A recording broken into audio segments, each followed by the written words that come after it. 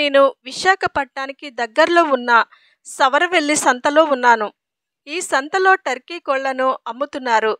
వీటిని తెలుగులో నిప్పు కోళ్ల అని కూడా అంటారు. ఈ టర్కీ కోళ్ల జాతి నార్త్ అమెరికాకు చెందినవి. దీని పెంపకం లాభదాయకంగా ఉండటం వలన మన భారతదేశంలో కూడా ఈ టర్కీ కోళ్లను పెంచడానికి ప్రారంభించారు.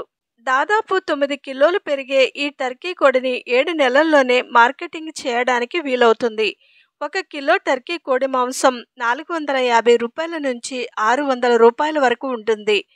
ఇక ఈ టర్కీ కోడి గుడ్డు మార్కెట్లో 40 రూపాయల నుంచి 60 రూపాయల ధర పలుకుతుంది. ఒక ఆడ టర్కీ కోడి 1 సంవత్సరంలో 60 గుడ్లను పెడుతుంది.